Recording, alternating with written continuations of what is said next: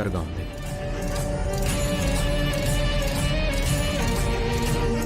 ఈ పూజ అయిపోయిన వెంటనే నేను కూడా వెతకడానికి వెళ్తాను. నువ్వేం భయపడకు. నీ పాపను పెద్ద పెద్ద గండాల నుంచి కూడా ఆ అమ్మవారు కాపాడింది. ఇప్పుడు కూడా కాపాడుతుంది. మీ అమ్మాయికి ఎక్కడ ఎటువంటి హాని జరగదు. నువ్వు నిశ్చింతగా ఉండు. ఇంకాపవయ్యా నీ కంట తొడుపు మాటలు. నీ కూతురు, నీ పాప, మీ అమ్మాయి అంటూ పరాయి వాడ్లా మాట్లాడుతూ ఓదారుస్తున్నావు. ఎవడికి కావాలయ్యా నీ ఓదార్పు మాటలు? మన మధ్య గొడవలున్నా, దూరాలు ఉన్నా, మన పాపాను, మన అక్షయాను నువ్వు మాట్లాడి ఉంటే నా మనసు కాస్త చల్లబడేదేమో. నీ కూతురు కాదు అన్నట్లు మాట్లాడవు చూడు. నా గుండెల్లోని మంటను మరింత రగిల్చినట్టయింది. అవసరం లేదు. నువ్వేం వెతకాల్సిన అవసరం లేదు. ఆ నెపంతో మాకేదో మేలు చేసేస్తున్నట్టు, నీ గొప్ప హృదయాన్ని చాటుకుంటున్నట్టు బిల్డప్లు ఇవ్వాల్సిన అవసరం లేదు. ఏదో మాట వరుసకి అంటున్నావు కానీ నువ్వేమి వెతకవు.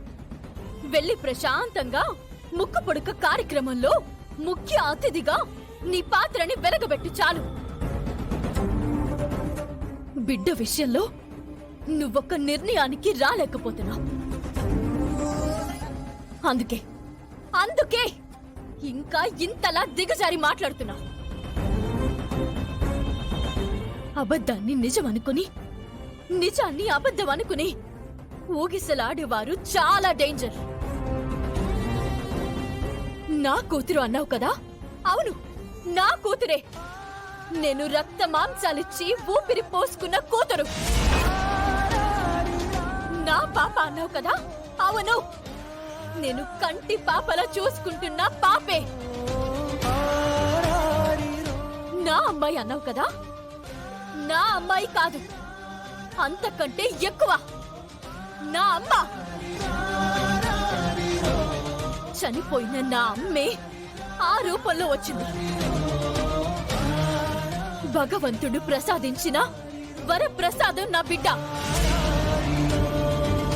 నా బిడ్డకు జరగరాంది ఏదైనా జరిగిందంటే మాత్రం భర్త, అత్త, అక్క, బావ, తోడికోడలు, తోటకూర ఏమి చూడను.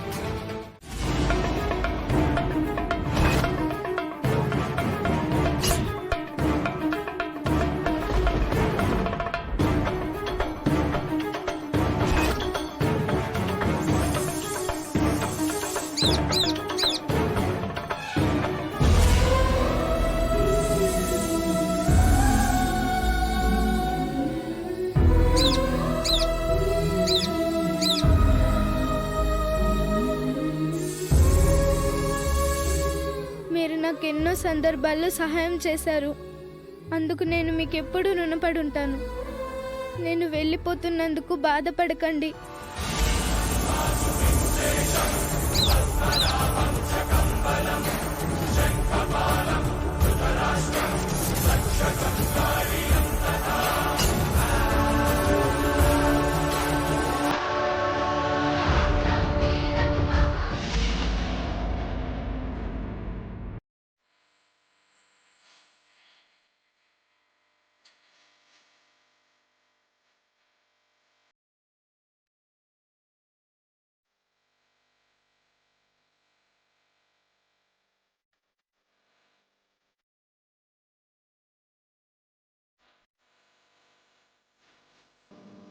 అమ్మా, నా భవిష్యత్తు గురించి నువ్వెన్నో కలలు కన్నావు. ఆ కలలన్నిటినీ నాశనం చేసి వెళ్ళిపోతున్నాను. నన్ను క్షమించమ్మా.